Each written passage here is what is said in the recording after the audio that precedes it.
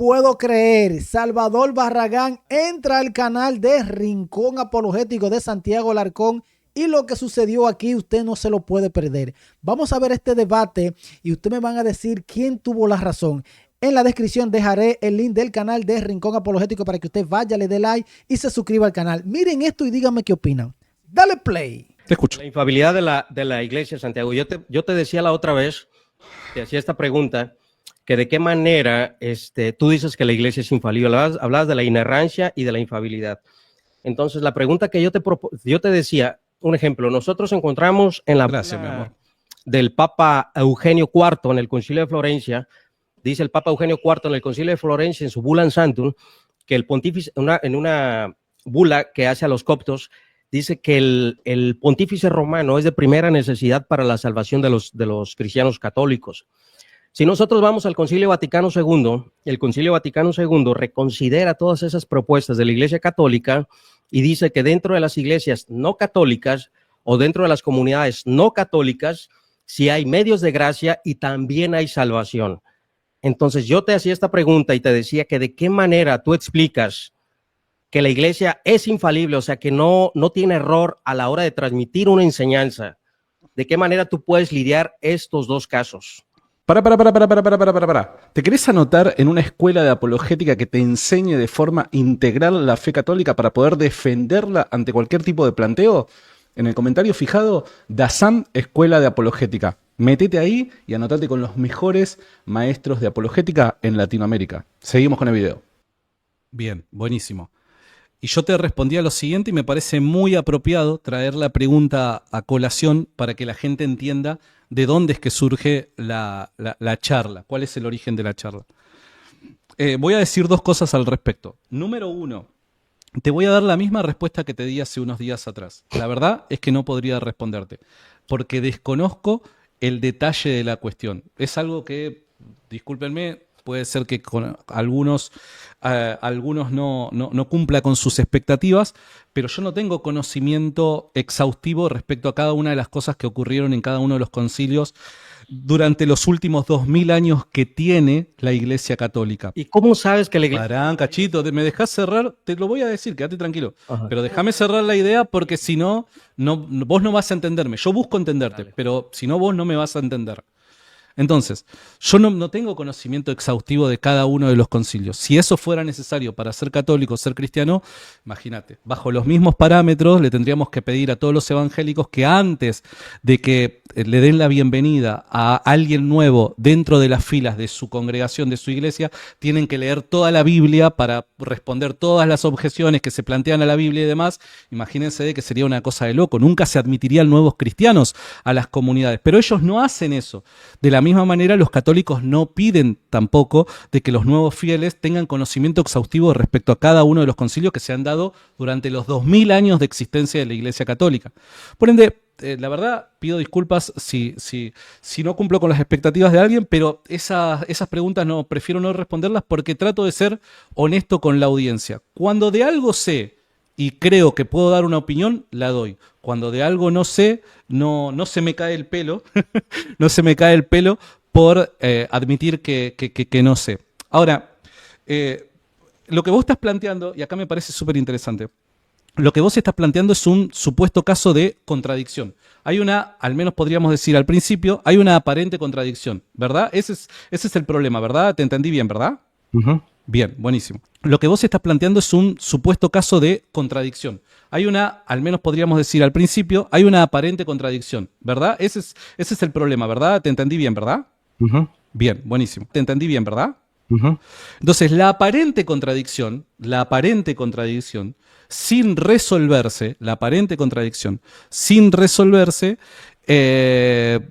acarrearía un gran problema para el protestante, ¿no? Porque si hay una contradicción, la iglesia no puede ser lo que afirma acerca de sí mismo.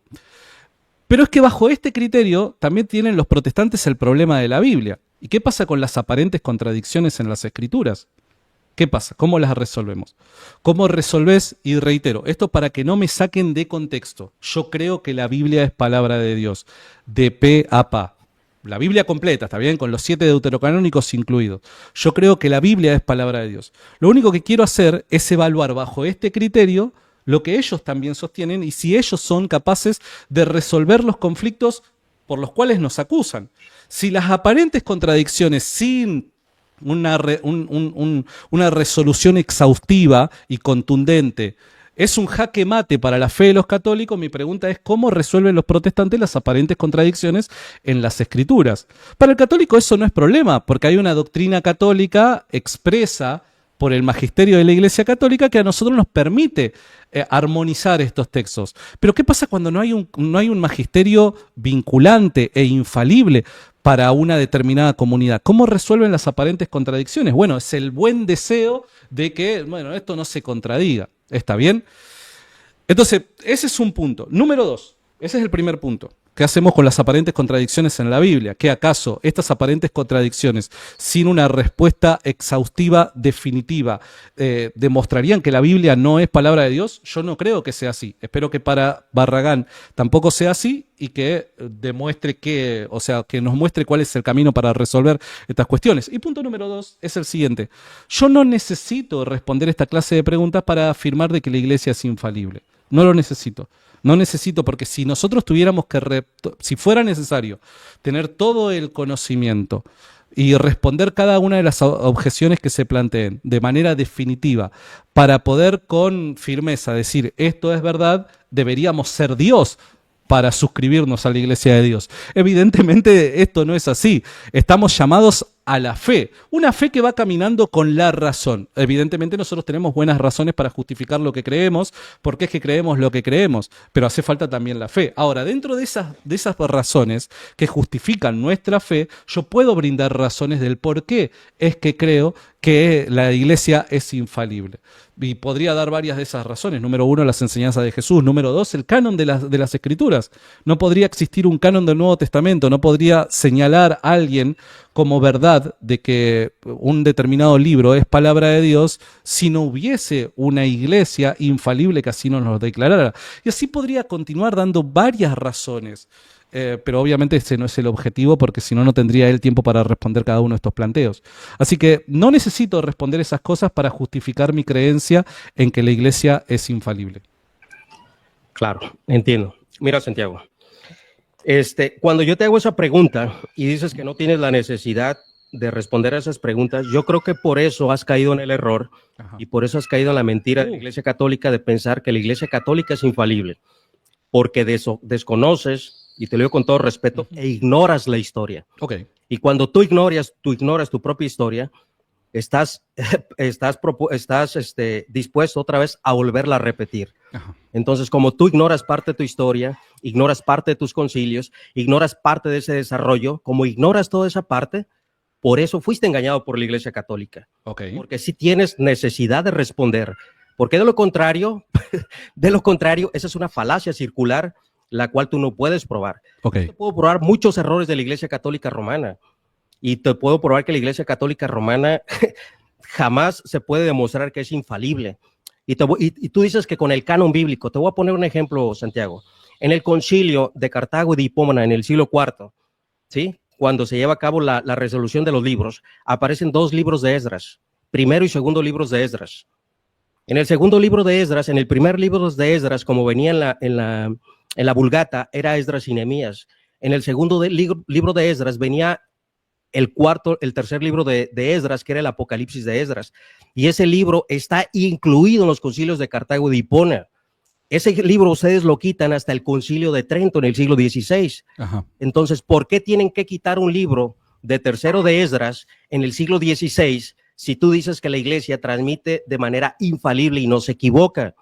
Y te puedo probar muchas fuentes históricas. Hugo de San Víctor en el siglo XII, que era el abad de París, de Francia, también hace una compilación de los libros de la Biblia y quita muchos libros que ustedes agregaron a la Vulgata Latina después de la muerte de Jerónimo.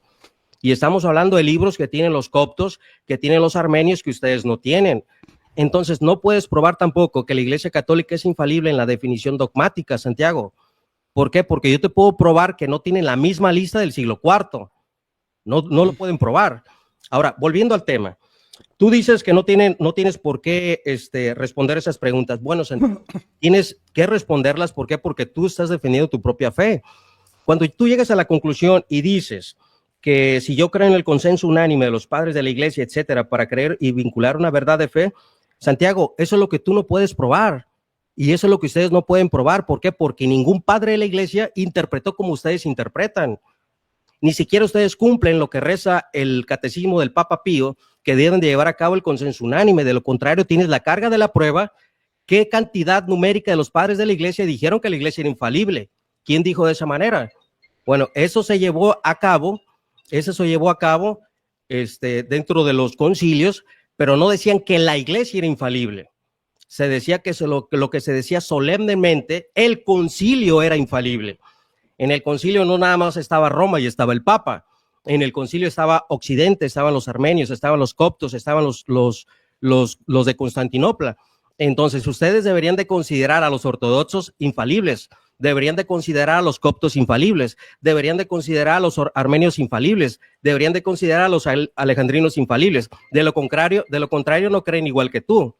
Entonces, si no creen igual que tú, ¿de qué manera dices tú que la iglesia siendo infalible? Tú tendrías que demostrarme históricamente que solo Occidente es infalible a la luz de la historia. No me vas a salir con un concilio de los cánones de Calcedonia donde dice que lo que se dice de manera solemne se enseña de manera infalible, porque ahí estaban participando otras jurisdicciones, las cuales ustedes dicen que eso no es infalible. Ustedes se lo atribuyen nada más a Occidente. Entonces, yo en esta participación quiero que me pruebes por qué ustedes no aceptan a los coptos, a los alejandrinos, a los de Oriente, que son infalibles. Bien, buenísimo. Número uno, quiero resaltar acá algo que dijiste.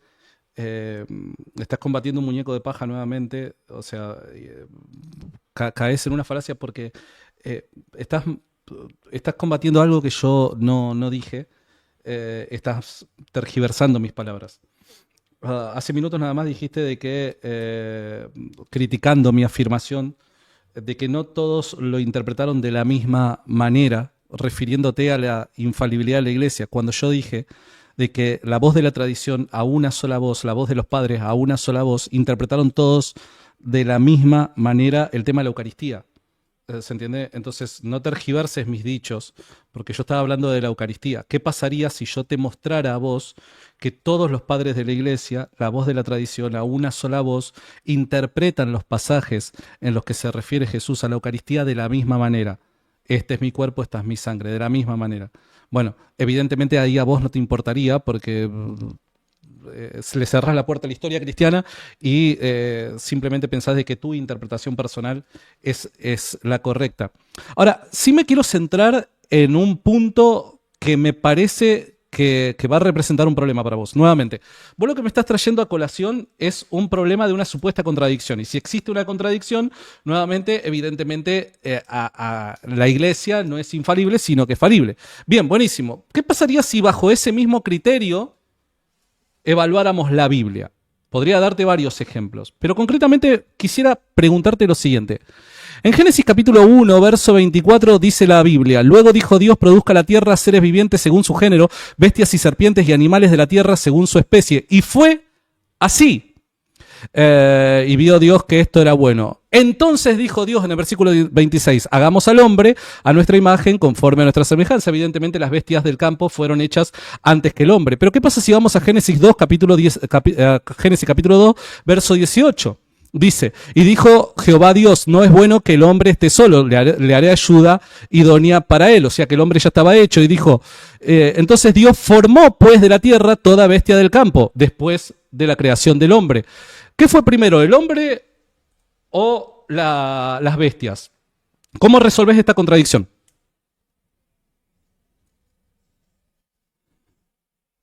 Te estoy esperando, prende si querés el micrófono. Te espero, te estoy escuchando. ¿Es pregunta, digo? Sí, es pregunta. Claro, no hay ninguna contradicción, Santiago, no hay ninguna contradicción, y esa interpretación la interpretaron los judíos y la iglesia lo creyó de parte de los judíos. Entonces, cuando tú tratas de decir que en este versículo hay una contradicción, fíjate nada más hasta dónde llegan ustedes, Santiago, y ahorita te voy a responder la pregunta.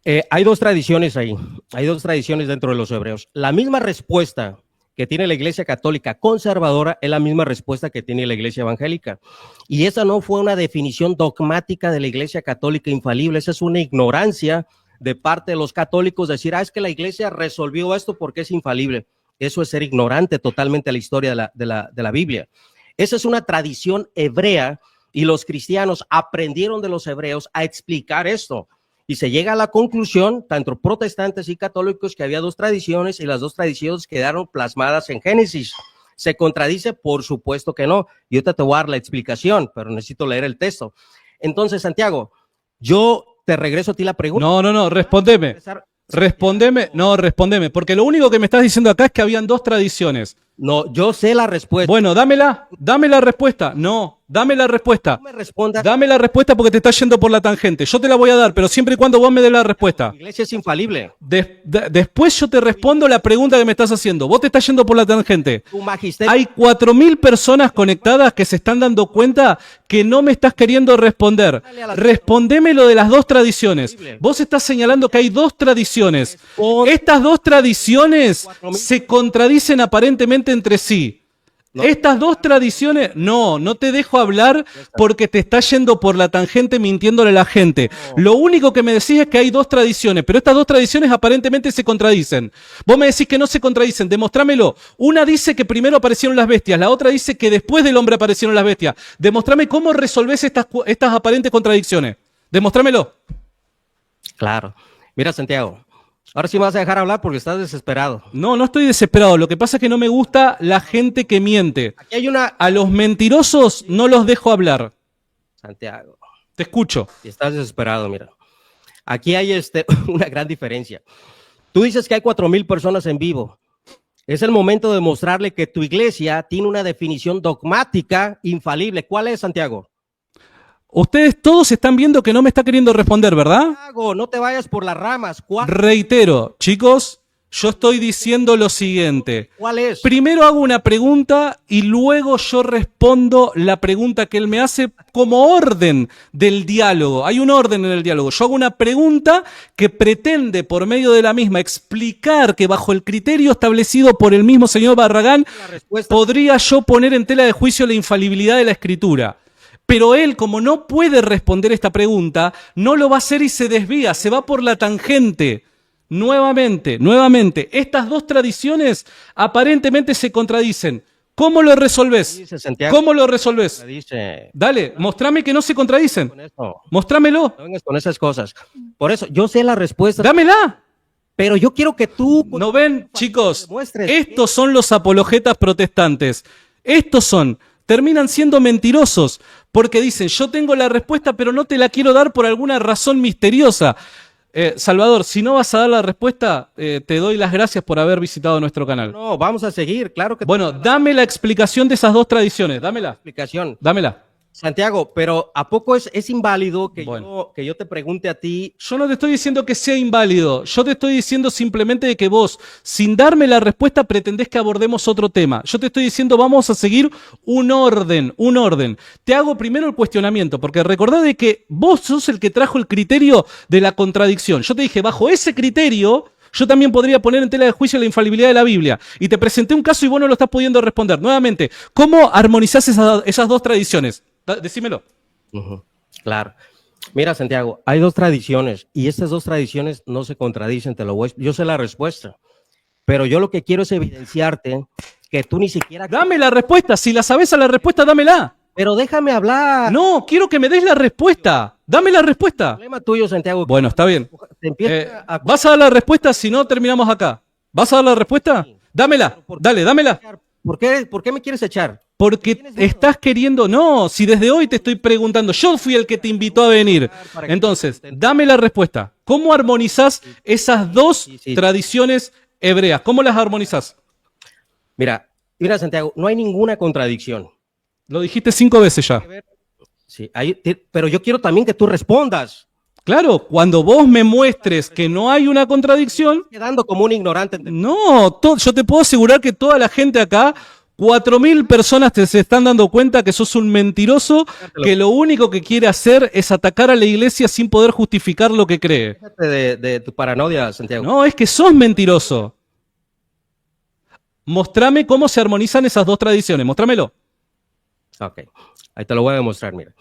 No se contradice jamás la Biblia, y te lo digo por sexta vez, y no me canso de decirlo. ¿Qué es lo que tiene que ver este pasaje? Un ejemplo, si nosotros vemos Génesis 1:26, creo que es el que estás dando. Entonces, aquí vemos una visión panorámica de la creación.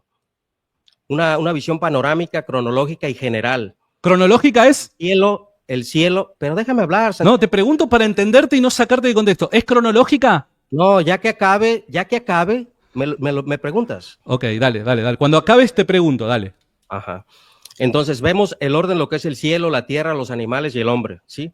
Dice que Dios creó al hombre, vará a su imagen, creó al hombre a su imagen, y aquí vemos lo que es una identidad espiritual de parte de Dios, donde el hombre es el representante de Dios, porque está hecho a su imagen y semejanza.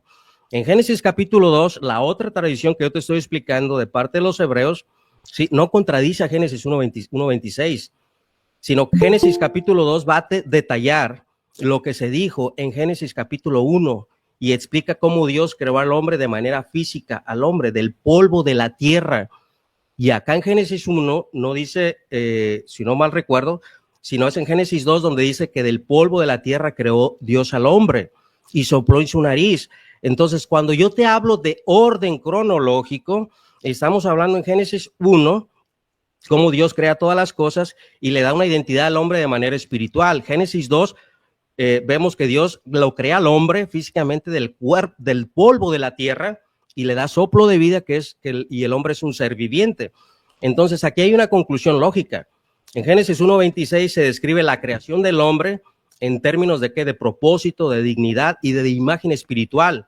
En Génesis capítulo 2 vemos que describe el proceso físico y espiritual, cómo Dios le da vida al hombre.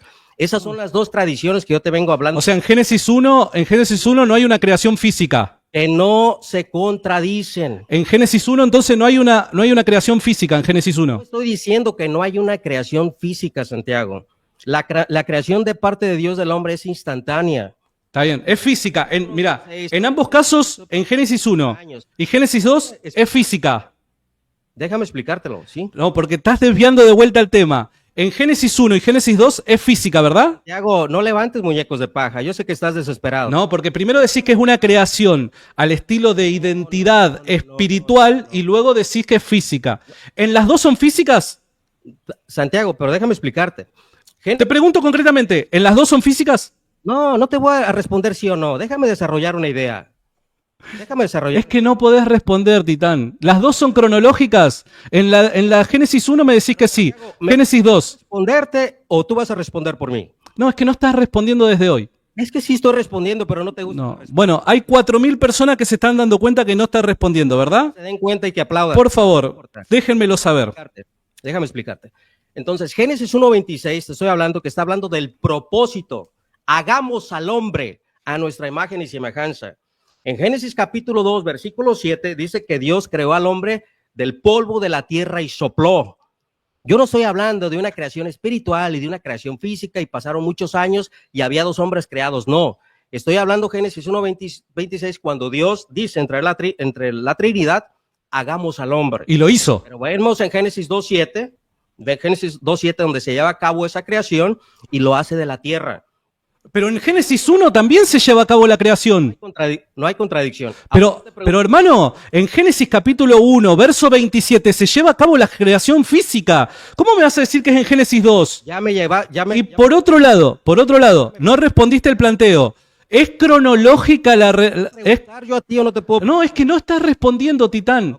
No estás respondiendo. Después yo te voy a preguntar. No estás respondiendo. En las dos tradiciones recibidas 23 minutos hablando y no me dejas. Titán, está todo bien, pero no te voy a dejar hablar siempre y cuando evadas o mientas respecto al planteo. Santiago. Es que te estoy dejando hablar, pero evadís la pregunta que te hago. No, Y eso es la pregunta. engañar a la gente. No respondo como. Estás engañando a la gente, estás engañando a la gente y la gente se está dando cuenta. Génesis capítulo 1 y Génesis capítulo 2 describe una creación física. La diferencia es que en Génesis capítulo 1 las bestias son primero creadas antes que el hombre. En Génesis capítulo 2 el hombre es creado antes que la bestia. Eso es lo que vos me tenés que resolver y armonizar. ¿Por qué en una parece que la historia se lleva a cabo de una forma distinta y contradictorio a la otra? ¿Cómo armonizás eso, Titán? Cronológicamente, vos me decís Génesis capítulo 1, es cronológico. Bien, entonces Génesis capítulo 2, ¿es cronológico, sí o no?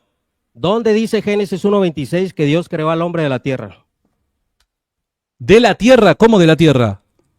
Del polvo de la tierra. ¿Dónde dice Génesis 1:26? ¿Y pero qué tiene que ver eso? Eres un mentiroso, Santiago, y deshonesto. ¿Pero qué tiene que ver? Guardar la infabilidad de tu ¿Pero qué tiene que ver eso? al mundo.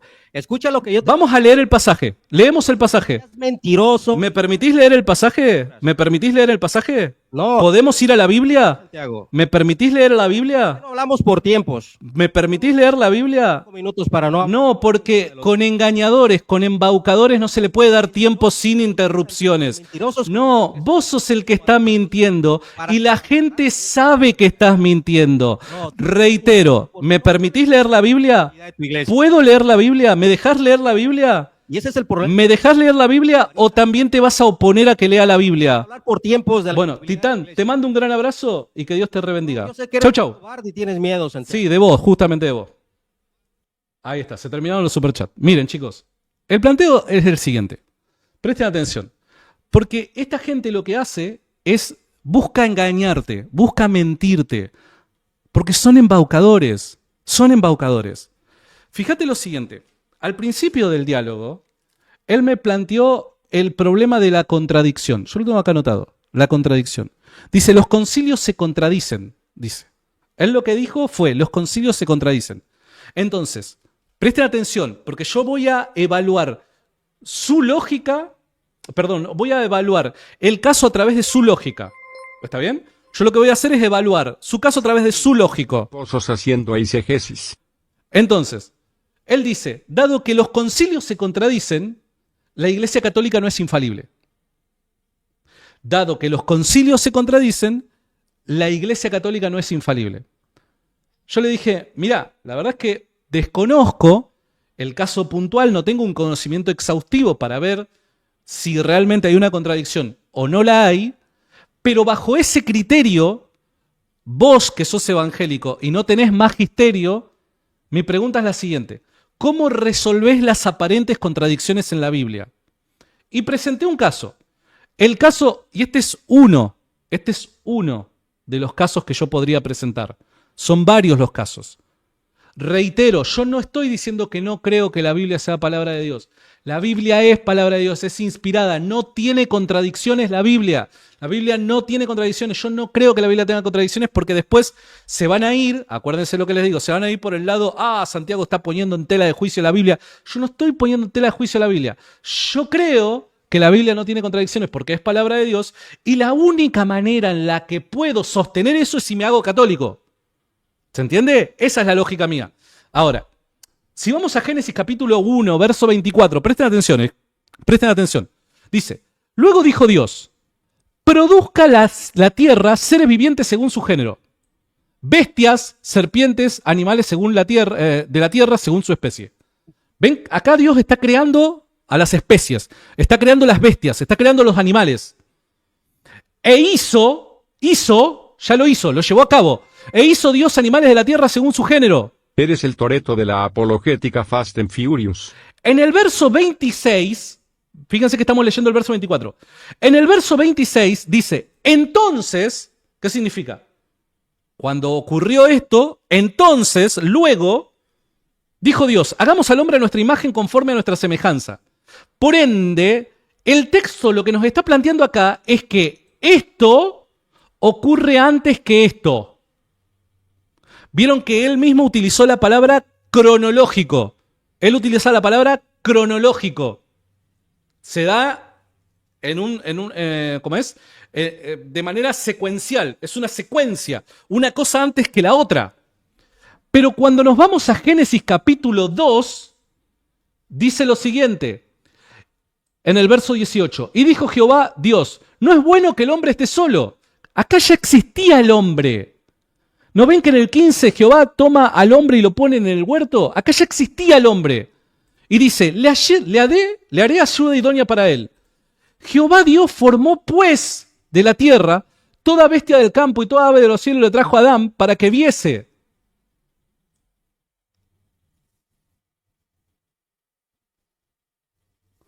Acá la creación de las bestias es posterior a la creación de Adán. ¿Se entiende? Entonces la pregunta es la siguiente. ¿Qué fue primero, el hombre o las bestias? Todo depende, como protestante, todo depende del pasaje que estés leyendo. Ahora, los protestantes, ¿cómo hacen para resolver este problema? ¿Cómo hacen los protestantes para resolver este problema? ¿Cómo lo hacen? Ya mismo viene Charlie Fast, Pachama, fiducia.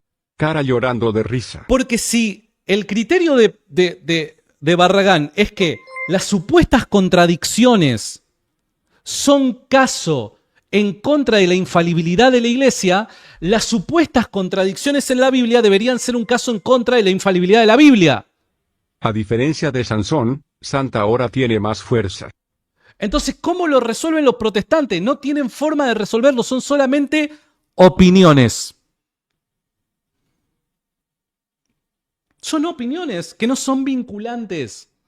Por eso es que en 6 oportunidades intentó desviar el tema. Fíjense que todo el tiempo él lo que decía era, hay dos tradiciones.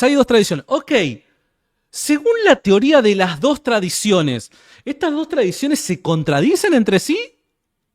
Vieron que él nunca responde cómo armoniza estos dos testimonios. Nunca lo responde.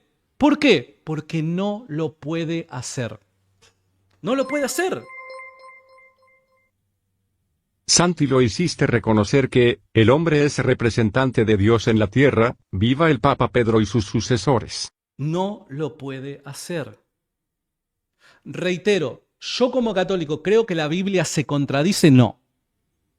No. ¿Creo que la Biblia es palabra de Dios? Sí, totalmente. Completa, con los 7 libros que le faltan al Antiguo Testamento. Sí, creo que la Biblia es palabra de Dios. Es inspirada por el Espíritu Santo. Antes que me saquen de contexto. Es inspirada. Sí, claro que sí. Pero el protestante sin magisterio no puede resolver esto. Porque lo único que tiene son opiniones. Nada más. Entonces, si una aparente, presten atención, esta es la lógica, si una aparente contradicción no se resuelve, no hay una respuesta contundente y definitiva, ¿eso es caso en contra de la infalibilidad de esa autoridad? Él intenta, con ese razonamiento, intenta destruir el magisterio de la Iglesia Católica, porque supuestamente hay aparentes contradicciones entre los concilios. Pero bajo ese criterio tampoco debería creer en la Biblia como palabra de Dios. Porque la Biblia, aparte de este ejemplo que estoy presentando, presenta muchos otros casos más, en donde hay aparentes contradicciones. No debería creer en la Biblia. Los herejes solo buscan división, usan la mentira. Santi Pelado es la combinación de La Roca y Toretto. Eso es lo que yo te quería mostrar, nada más. Porque son engañadores, son mentirosos. Entonces, si vos juzgaras, presta atención, yo no estoy haciendo apología de dejar de creer en la Biblia. Reitero, yo me hice católico, entre otras razones porque creo que la Biblia es palabra de Dios. Y la única forma de poder justificar sólidamente que la Biblia es palabra de Dios es siendo católico. Habiendo dejado eso en claro, el protestante sin magisterio no puede justificar lo que cree. No puede justificar lo que cree. No puede dar respuesta a estos planteos. Por eso es que muchos protestantes, apologetas, teólogos, se vuelven liberales y dejan de creer que la Biblia sea palabra de Dios. ¿Por qué? Porque esto, sin un magisterio, no lo pueden resolver. No lo pueden resolver. Este es uno de los ejemplos, podría dar varios, ¿eh? Chao, chao. Bueno, señores, lo sacaron. ¡Qué lío! ¿Cómo usted vio este debate? Me encantó. Hay muchas cosas ahí que hay que analizar. Yo quiero que ustedes lo digan en los comentarios. Díganme ustedes qué opinan. Les dejaré el link en la descripción del canal de Rincón Apologético, que me encanta este canal, para que usted vaya, se suscriba y le dé like. ¿Qué opina? En los comentarios lo leo.